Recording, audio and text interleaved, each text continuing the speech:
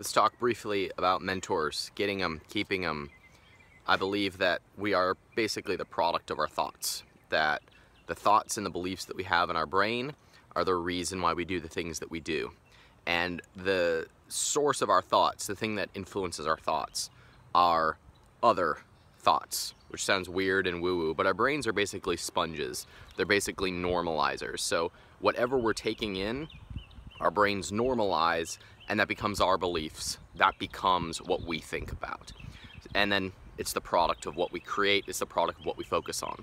So we are constantly being mentored. We're being mentored by the media. We're being mentored by the books we read. We're being mentored by the YouTube videos that we watch. Whatever we consume enough becomes normal and real to us. It's why we can normalize things like war.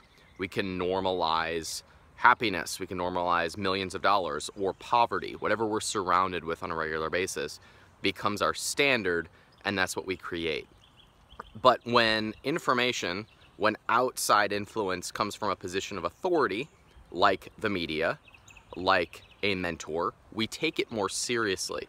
And that's why mentorship can be so important. That's why it can be so influential, because your brain is literally giving it extra attention by having that mentorship relationship. So let's talk about finding them. Let's talk about getting them. First of all, mentors are a long-term relationship.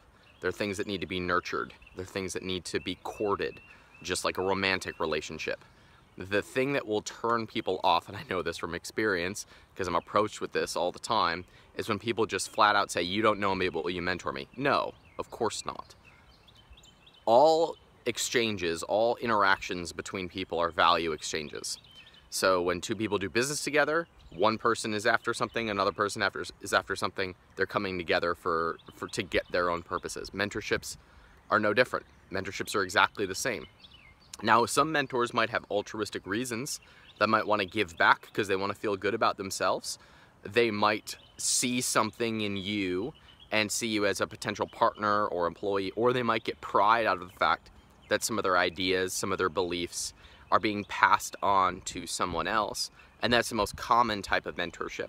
When a mentor is older and has accomplished something, and as a result of working with someone, they see it being passed down and they have greater influence, just like they get the same kind of reward out of having a child, out of being a parent. That's usually the value that most mentorships have. And so the way that you get mentors, the way that you find them, is first, put yourself in positions where the people that you want to be like are hanging out. So one of the best piece of advice is one of my mentors gave to me is, when you're seeking the advice of people, seek it from people who are old, rich, and happy. That's the type of person you want to model. The person who's living the life that you want to have. Get around those people.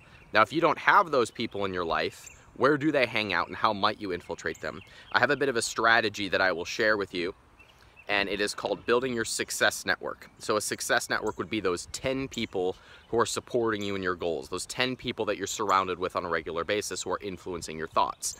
So if you don't have a relationship with those 10 people, what might that look like, or how might you get around them? I suggest that you make a list of 10 people who you want to be like. You make a list of those 10 people who can support you, who can give you feedback on the businesses that you're building, or the type of business that you want to have, or the life that you want to have. And you write handwritten cards. Remember, a value exchange. What is the give? Appreciation is a perfectly good give. So writing a handwritten message, and there's a bit of a template that I like to follow. It's basically this: "Dear so-and-so, I want you to know that you inspired me in this way. As a result of being inspired, I have taken this action. And now I am doing this. Now my life is going in this direction. If I can ever be of value or service to you, please let me know. I'd love to be a resource." And then sign your name. And then follow up with them 2 weeks later. It's a dance, it's a date, just like any relationship. So you can open the conversation with appreciation, and that can often get a conversation started. Another way to do this is simply to provide value up front. So what a lot of people are doing when they're trying to get jobs or trying to get clients or trying to get mentors is they just go right for the ask. People smell that. That's a take mentality. But if you're putting deposits in the relationship bank account, you can crank that and cash that check later as long as you keep putting deposits in. Relationships are like bank accounts. You got to keep putting deposits in to keep the relationship going. And once in a while, you can write a check to yourself or crank that check. So, if you lead with value, and that might look like this. Someone has a business and you want them to mentor you in business. Where can you provide value in that business? It might just be sending clients and customers to that business. You become the #1 salesperson for that company and you're not even on payroll. And they're like, who the heck are you? And then you set up a time to talk about how you can be of more value. The idea that a mentor is just gonna choose you and mentor you is a fantasy land. But if you're providing value on a real and regular basis, no one can ignore you. So for example, people message me just about every day and ask if I will mentor them, if I will give them advice on their business. They just got one quick question. I just got one quick question. And there's 1,000 of them a day. And I delete all of them, right? I don't have time. And it's not of value to me to answer 1,000 emails.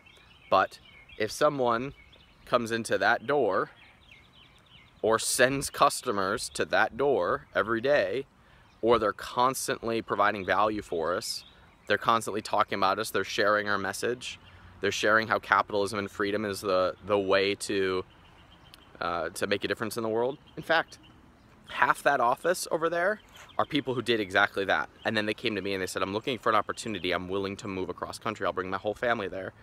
Do you have any openings? And sometimes the answer is yes.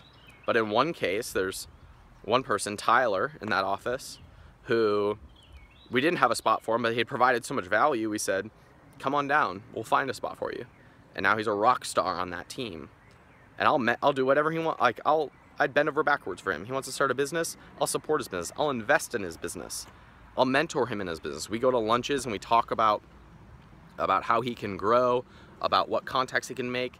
I'll email my list for him. I'll do whatever he needs, because he has put so many checks into that relationship bank account. And most people go out and they just try and take. When if you really want to build relationships, if you really want to change these thoughts by changing the circle that you're hanging out with, lead with value every time. You can start by sending that card to your success network and following up 2 weeks later, or finding out where someone needs help and providing that help. I did a podcast on this. It's called Building Your Success Network. It goes into more detail, the template of the card to send and how to build that group of people who can support you. You can just search Freedom Fastlane Success Network, or you can look for it on iTunes. Hope you find it valuable.